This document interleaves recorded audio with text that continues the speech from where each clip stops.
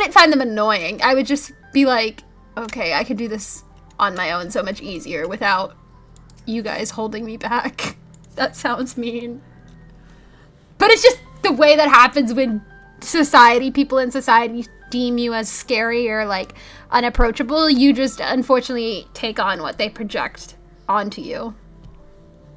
Wook still seems a bit unsteady on her feet. Hardly surprising after she spent the night chasing alpacas. You know what will melt away the fatigue like magic, though? Tea. I'll run to the ranch and get the pot brewing. That's way you can take your time, and the tea will be ready when you arrive. Girl, it takes like 10 minutes to... Not even. As Mobley so wisely suggested, we shall set a slower pace for our exhausted third promise. Right. Can I have the alpaca once we're done? Please and thank you.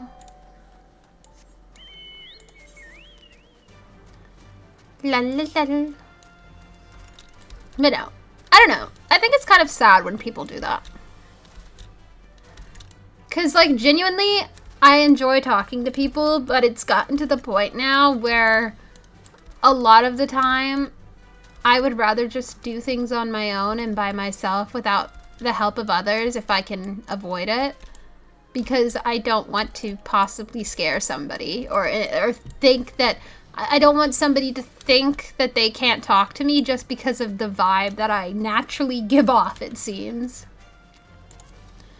Which is, like, why, even in Final Fantasy XIV, up until recently, I've just done content and stuff on my own with like, if I can help it. Like, these VNC things, I do them all by myself. I just go in by myself. I could go in with people, but I don't. Came back ahead of the others, did you? I should hurry along with the tea then. Wook can't be that far behind. And is why I've waited so long to raid, too. It's because I wanted to, but I also... I don't know. It's just something. Oh, yes, alpaca time. Oh, that tea really is magical. I feel better already. I love tea. I need to get some more tea. I see you've become more comfortable around our fuzzy friends. Watching this one taught me a lot about alpacas. What grasses and fruits they eat, what sounds they react to, their adorable little quirks. I guess I've grown kind of fond of them. Oh. Welcome back, Third Promise. Accomplished the feat of gold, have you?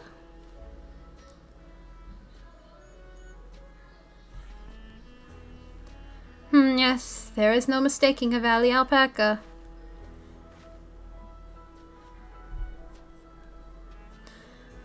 I commend you on your success. Well done. Yes, we did it!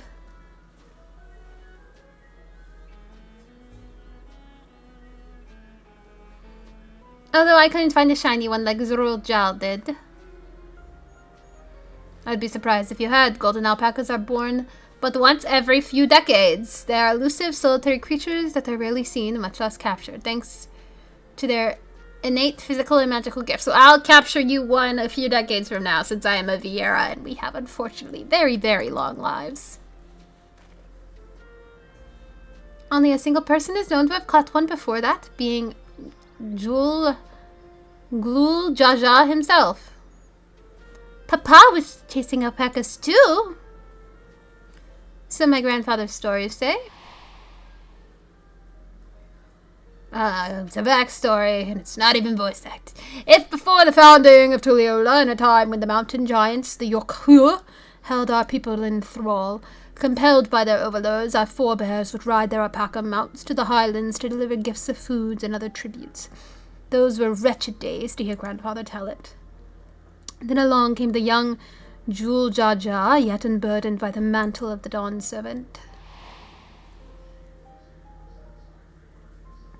Our people were amazed by the imposing two-headed figure equal to the Yokhu in stature, and puzzled by his entourage of mismatched companions. Some trembled in fear, believing a new conqueror had come. Yet Jules Jaja showed no such inclinations. He sat and spoke with us, sipping from the cups of mat tea we offered him, and grew somber when he learned of our plight.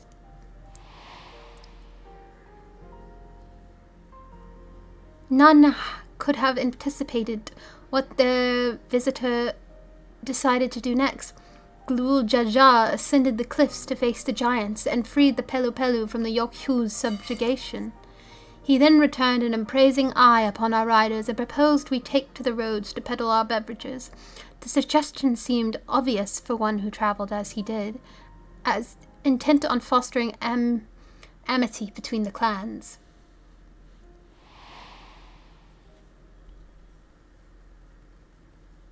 So it was that a few words from Glul Jaja transformed us into a clan of the errant merchants. I've never heard the bond Papa forged with the Pelipekas spoken of in that way before. The saga is not so detailed. Then you may not know that Jul Jaja sought a sure-footed guide for his trek up into the highlands. Thus did he capture a golden alpaca. So both my brother and my father caught the rarest of creatures, while an ordinary one was the best I could manage. The feat requires no more than that, third promise, and you brought back a perfectly wonderful beast. Mablu's right. You're a perfectly wonderful beast. If anyone's ordinary, it's me.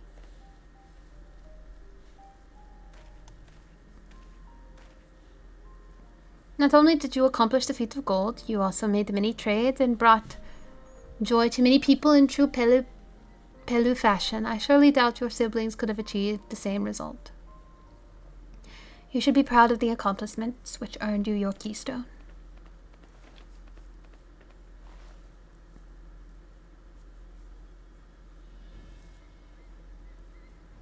Where's your brother? Oh, not the annoying one, the hot one.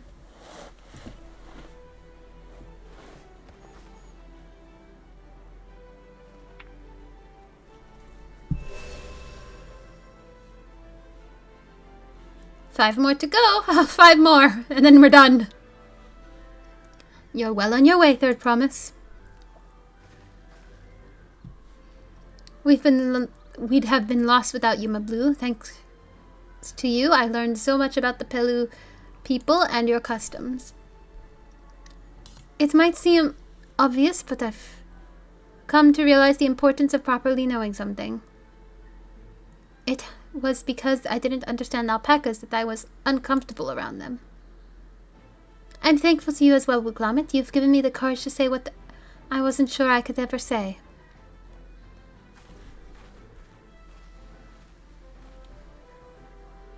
Tobli, I want to leave the ranch and become a merchant.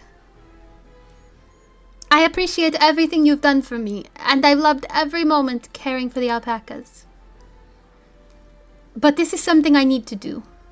I need to walk my own path and make my own trades.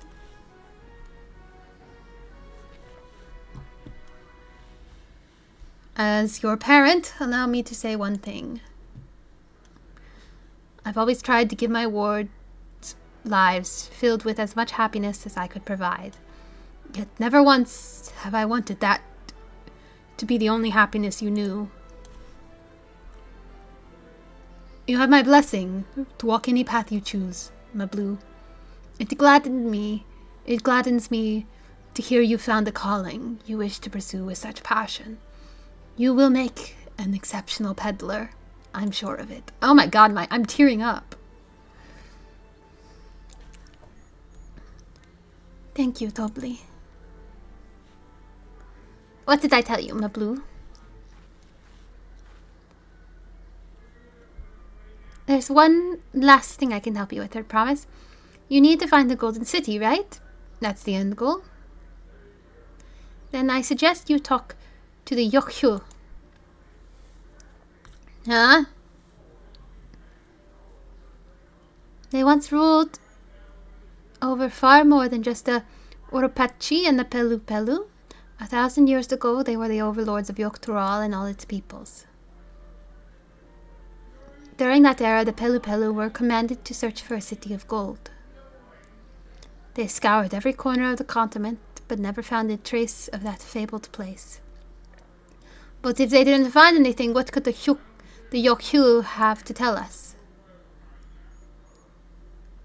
They may not have found it, but the fact that they thought to look for it at all makes me curious. Perhaps there's value in delving into how the legend originated. We lose nothing from asking questions, besides if we're determined to follow the past of the saga. We'll be visiting the giants eventually.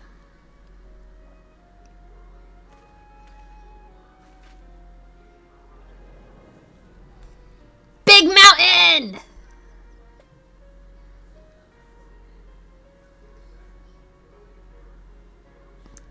Oh, Kryle, I have a question I've been meaning to ask. And since we finished with the feet, where did you acquire that earring? My earring? Do you recognize it? Yes, pieces just like it first became fashionable in Yoktral around 20 years ago. Since then, it's become common to wear one as a charm for safe travel. 20 years ago, right about the time my grandfather made his journey.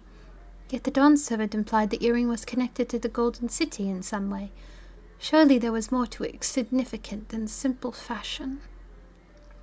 If you want to know how it first came to be crafted, I could try to find out. Seeing as it's a regular seller for many merchants, I'm curious to learn about it myself. I would appreciate that very much, thank you.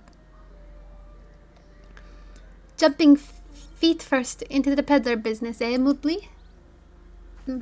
Not blue. Yeah.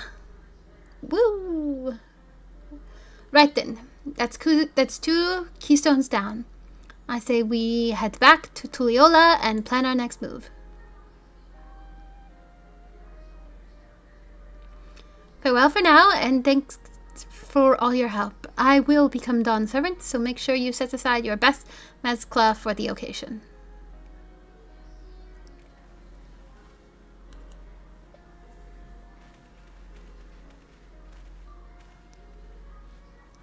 She has a fearsome opponent in that brother of hers. He even brought a golden alpaca to heal. But you've heard Zorul Jah's supporters talk.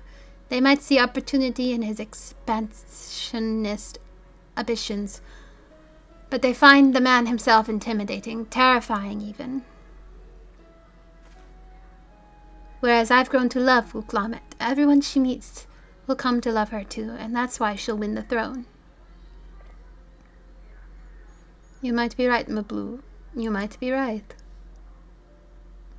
If only everyone was that agreeable about politics!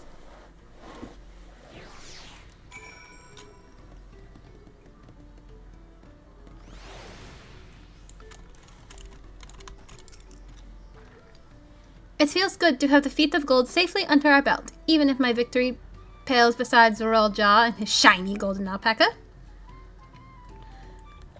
I know I shouldn't let it bother me, and God knows you'll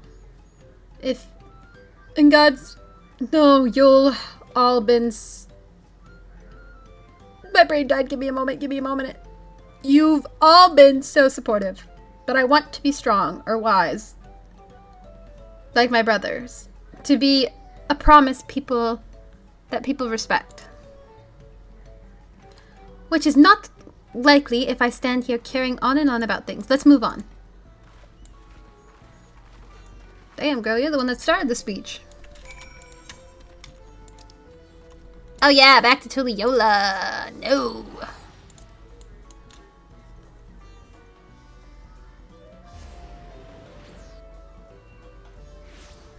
Get me out of this place.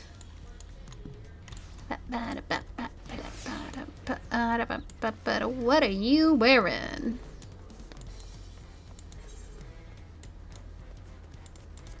Bum bum bum ba-dum bum bum bum. Ooh, loving that hair color. So cute. Bum bum bum